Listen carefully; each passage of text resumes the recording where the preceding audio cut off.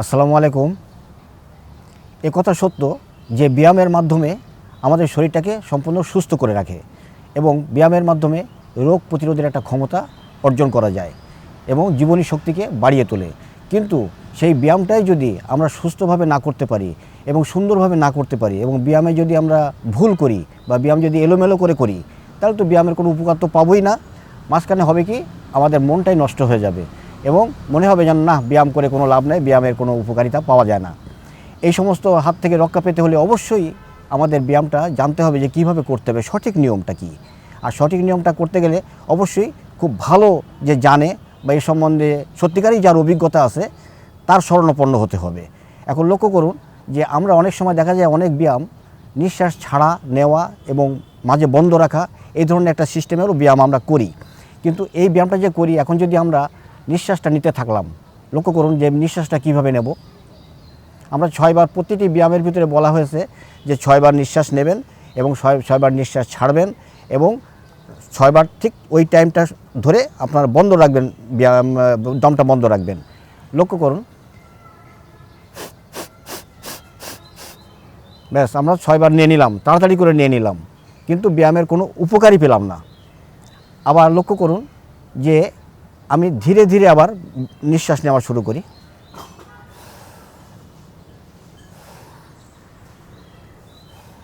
ঠিক এইভাবে আমরা ধীরে ধীরে নিঃশ্বাস নেওয়া শুরু করলাম 6 বার। ব্যায়ামের কোনো উপকারই পেলাম না। ব্যায়াম ঠিকই করে গেলাম, অথচ ব্যায়ামের উপকার যদি আমরা না পাই তাহলে অবশ্যই আমাদের মন নষ্ট হয়ে যাবে। লক্ষ্য করুন ব্যায়ামটা কীভাবে করতে হবে, কোন নিয়মে করতে হবে এবং কোন নিয়মে করলে অবশ্যই আমরা সঠিক যে এর যে রেজাল্ট এবং সঠিক যে উপকার, এটা অবশ্যই আমরা পাবো ইনশাল্লাহ। প্রথমে আমরা যে কোনো একটা আমরা ব্যায়াম ভঙ্গিমায় আমরা বসতে পারবো। লক্ষ্য করুন, এখন ব্যায়ামটা আমি আপনাদেরকে সঠিকভাবেই দেখাই। মনে করেন ঠিক এইভাবে আমরা বসলাম। বসার পরে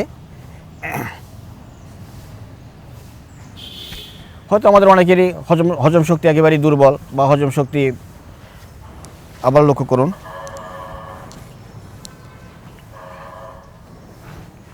ঠিক এইভাবে দেবেন।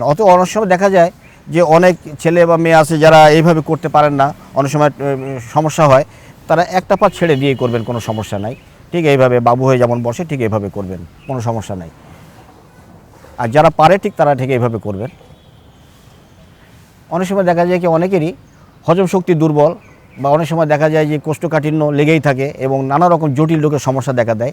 এর হাত থেকে রক্ষা পেতে হলে ব্যায়ামটা করতে হবে। আমি যেটা দেখাতে চাচ্ছি আপনাদেরকে যে নিঃশ্বাসটা কীভাবে নিতে হবে এবং ছাড়তে হবে, এই নিয়মটা আপনারা লক্ষ্য করুন। প্রথমে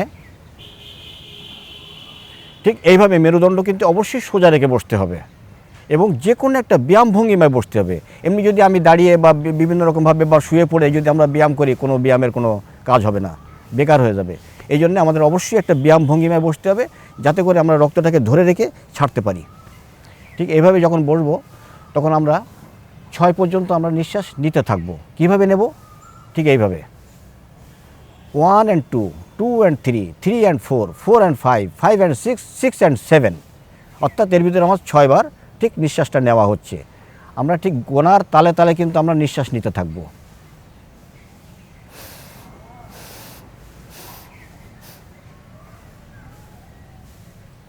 যখন আমরা 6 বার নেওয়ার পরে কিন্তু আমাদের দম একেবারেই শেষ হয়ে যাবে। আর এই 6 বারের ভিতরেই কিন্তু আমাদের যে যন্ত্রগুলোতে রক্ত সুন্দরভাবে জমাট বেঁধে একদম সুন্দরভাবে আবার ছাড়া নেওয়া সুন্দরভাবে করতে পারবো এবং যন্ত্রগুলো সুস্থ রাখতে পারবো। ঠিক এইভাবে যখন নেওয়ার পরে আবার আমরা দম বন্ধ রাখবো। ঠিক ওই যতটুকু টাইম আমরা 6 বার যে নিঃশ্বাসটা আমরা নিলাম এবং ঠিক অতটুকু টাইম আমরা দমটা বন্ধ রাখবো। আবার একবার লক্ষ্য করুন, পুনরায় খুব গুরুত্ব সহকারে লক্ষ্য করুন।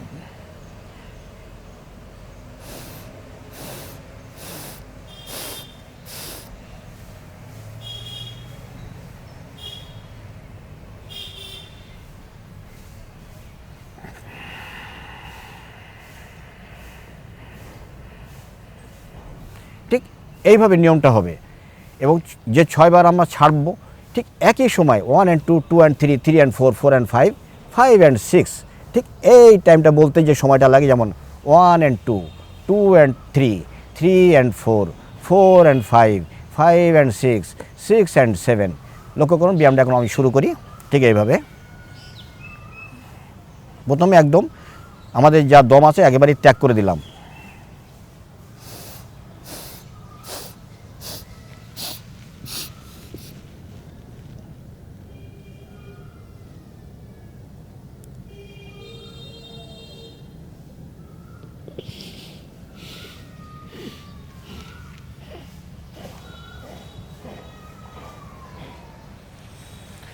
আমরা দম নিলাম, দম বন্ধ রাখলাম এবং দম ত্যাগ করে দিলাম, ব্যাস আমাদের পুরো উপকারটা আমরা পেয়ে গেছি।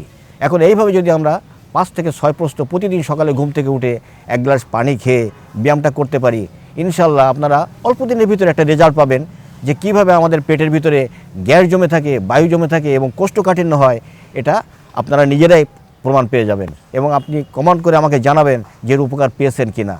আপনারা সবাই চেষ্টা করবেন প্রতিদিন ঘুম থেকে উঠে 1 গ্লাস পানি খেয়ে ব্যায়ামটা করার জন্য। আর অন্য কোনো সময় যদি করেন অবশ্যই আপনারা একেবারে খালি পেটে ব্যায়াম করবেন না, ঠিক খাওয়ার 2.5 থেকে 3 ঘন্টা পরে বা 2 ঘন্টা পরে আপনারা অবশ্যই ব্যায়ামটা করবেন, তাহলে পুরো উপকার পাবেন। কিন্তু আপনারা যদি একেবারে খালি পেটে ব্যায়াম করেন একেবারেই কোনো উপকার পাবেন না, আর ক্ষতিগ্রস্ত হতে হবে।